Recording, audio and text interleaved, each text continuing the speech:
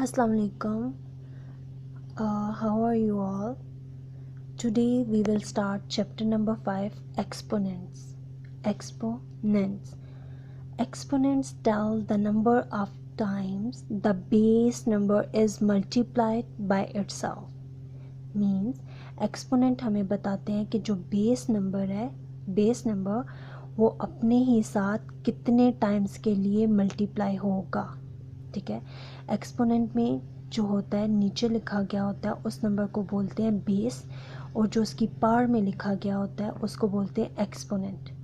Exponent का दूसरा नाम पावर और इंडेक्स भी है. ठीक है. एक्सपोनेंट को पावर और इंडेक्स भी बोलते हैं. तो यहाँ पे 3 पावर स्क्वायर है. ठीक है. जब 3 की पावर या किसी भी नंबर की पावर 2 हो तो उसको स्क्वायर बोलते हैं. ठीक है. Here 3 square of 3. और जब पार्ट 3 हो, क्यूब हो, तो वी सेट क्यूब ऑफ 3. ठीक है. और ये 4, तो इट्स मीन ये 3 की पावर 4 है. अब what does it means 3 power 2? Means that we have to multiply 3 power 2 times. 3 into 3 is equal to 9. 3 power 3 means cube of 3. 3 we have to multiply 3 for 3 times. Okay, we get 27. 3 power 4, 1 2 3 4 means we have to multiply 3 for 4 times, so we get 81. Okay, ये exponent है. आप ये positive number के exponents आपने find किए हैं. What if numbers are negative? अगर negative number है तो उस केस में क्या होगा, आपने एक्सपोनेंट फाइंड करने. तो उस केस में है आपके पास कि अगर बेस नेगेटिव है और उसका जो एक्सपोनेंट है उसकी जो पावर है वो इवन आ रही है. इवन नंबर मतलब 2 4 6 8 आ रहा है, तो आपके पास उसका जो रिज़ल्ट होगा वो पॉजिटिव होगा. ठीक है. और अगर आपके पास बेस नेगेटिव है और उसकी जो पावर है वो ऑड है, मतलब 1 3 5 7 9 है, ऑड नंबर है, तो आपके पास उसका आंसर जो होगा वो क्या आएगा, नेगेटिव आएगा. अब -7 की power 2 means we have to multiply -7 for 2 times. Minus into minus plus. No need to write plus but for just for your understanding. ठीक है. Minus into minus plus. 7 into 7 49. Your answer is a positive number 49. -7 power 3. -7 into -7 into -7. Minus into minus plus. Plus into minus minus. And 7 into 7 into 7 is equal to 343. So -7 की power 3 is equal to -343. Okay. ये आपने copy पे नहीं लिखना. Copy पे आपने exercise 5 से start करना है. क्वेश्चन नंबर 1 और 2 बुक पे ही करेंगे. क्वेश्चन नंबर 3 है express the following number as rational number. तो रेशनल नंबर आप पढ़ चुके हैं. Rational numbers in which we can write in the form of p/q. Okay.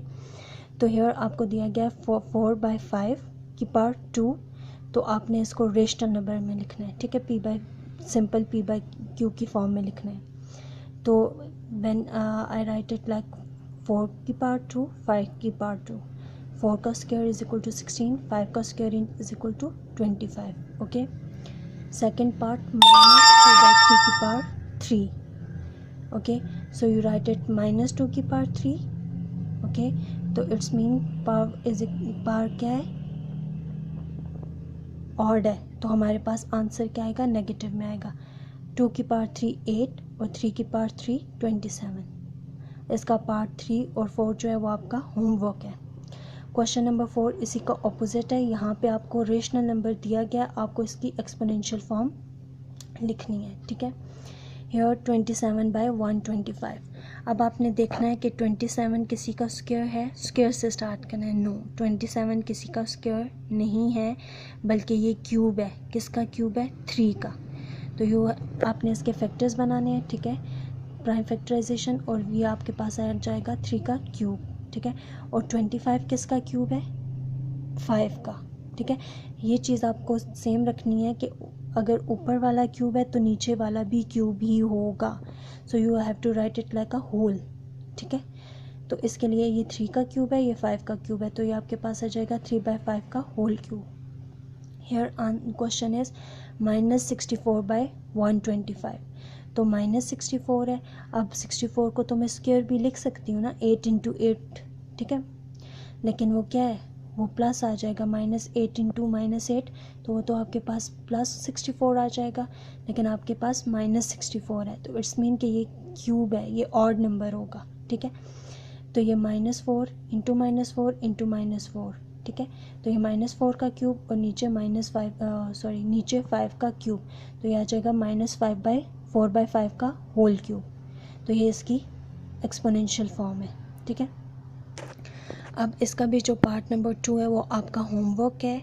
इस कॉन्सेप्ट को अच्छे से समझना है। कोई कन्फ्यूजन हो तो आपने मुझसे पूछना है, ठीक है। आप व्हाट्सएप पे भी मुझसे पूछ सकते हैं और इधर भी कमेंट में क्वेश्चन कर सकते हैं, और ये दोनों क्वेश्चन आपने अपनी कॉपी पे कंप्लीट करने हैं। Thank you.